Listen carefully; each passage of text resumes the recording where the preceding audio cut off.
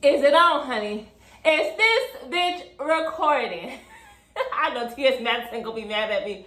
What's good, folks? This is your girl Maisha with Maisha Road to Success, where I strive to be the best and nothing less. Make sure you subscribe to Maisha Road to Success. So today it's not gonna be too much of a long video. I hope it don't, honey. But today I'm gonna show y'all what I learned and the do's and don'ts that I learned. So let me whatever. Let me do like a little warm up. You know, ain't gonna be all that jumping and hopping and skipping and running. It's gonna be a little, let me lay on my back, rotating my hips, basically. All right. I just finished stretching, so it's not gonna be as intense as it would be. Okay, so one of the things that, let me show y'all the first thing that I had to learn. So everybody already know that I know how to do a straddle or whatever, and I was like super close, right? So I was always working on my over straddle because my over straddle extended my tilt.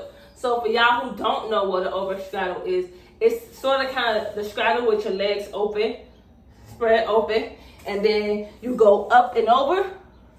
I'm gonna move a bit slow because, okay? And you see how I have my feet like this. That was wrong. I had to learn that is the wrong position. So look, now I know I have to lift my feet up, going towards the sky, and my hips supposed to be down. And I'm supposed to be further back. You get what I'm saying? So you saw how with this video, you see I was up like this. But I'm supposed to be a little farther back and things like that. So that was one of the things I really truly had to learn if I wanted to extend as a dancer. So we're gonna sit here for a good minute. I also had to learn, let's stay here for a good minute. I also had to learn that like in order for you, I don't know, it's my train of thought. In order for you to keep the stance where it's at, you have to hold it for a good amount of seconds. At least 30 seconds, the minimum, a minute the most, no longer than 5 minutes, otherwise you will injure yourself. So now I'm gonna come out of it, and I'm gonna close my legs and I'm gonna straighten it and things like that. So that's one of the things I had to learn about my positions of my straddles. The second thing I had to learn, and I wanna make sure you guys properly see me, right? The position of my split. So if most people don't know the position of the split, most people is gonna put their, if you see how my leg is inside. It's not supposed to be inside, it's supposed to be more so out, and it's supposed to be sort of kind of parallel, things like that. And then I'm supposed to go slide straight into it, and I'm supposed to stay centered. So that's what I had to learn. That's one of the things I had to learn. I had to keep my leg behind me and stay centered. I'm not supposed to lean this way. I'm not supposed to lean that way. I'm not supposed to lean forward. I'm supposed to stay up. So that's the second thing that I had to learn and things like that. All right, same thing with my left split as well too. Before I go into it, you're not supposed to automatically go into it, especially when you just start off. You're supposed to warm it up. And this could be a quick way for you to warm it up. I'm gonna show you a quick way. You're supposed to warm it up. You can do this and warm it up. That's basically like, think of what I'm doing when I say this as you're doing basically a lunge. But you got one leg down. So get in a lunge position for the people who can't see. Get into a lunge position and drop the back knee, whether it's your left and right, and lean forward. And you can just keep on bending it and straightening it. And then the same thing, before you go into doing it, you go slide right into it, and boom, boom, boom, boom.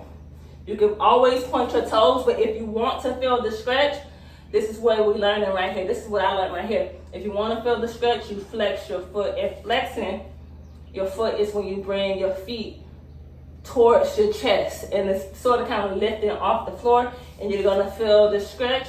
And make sure, like I said, you stay centered, you stay upright. Your position has to stay upright. You know what I'm saying? You gotta be in a straight line almost, right? And the same thing here. Another thing that I had to learn, I know it's a lot that I had to learn because I was doing a lot of things wrong. I don't know if y'all can see me, but I had to learn when I do this and things like this, basically what I'm saying is this, one leg is bent and the other leg is straight.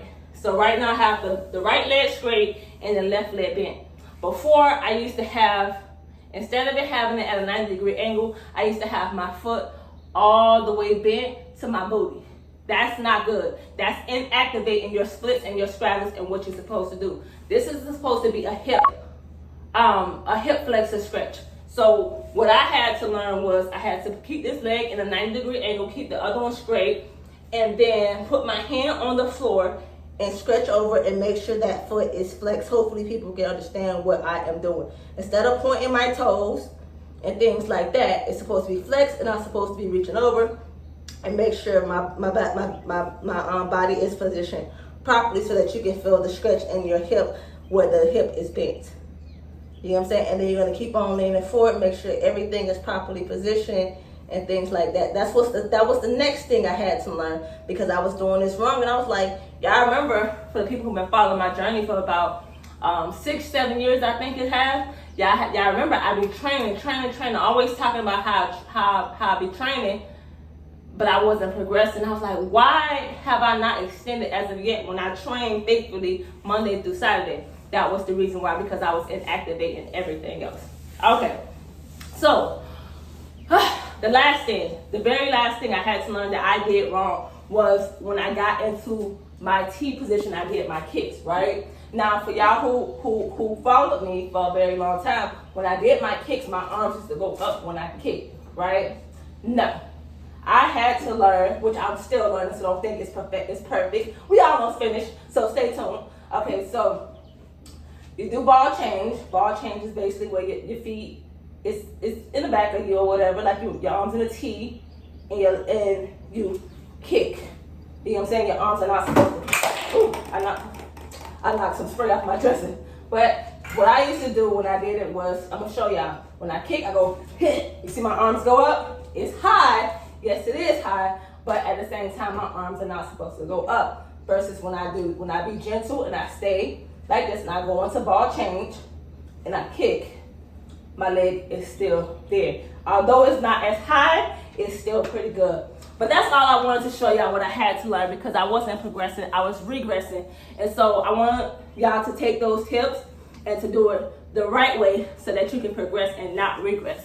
As I said, I'm your girl, Maisha, with Maisha Road to Success, honey. Well, I strive to be the best and nothing less. Make sure you subscribe to Maisha Road to Success. Bye.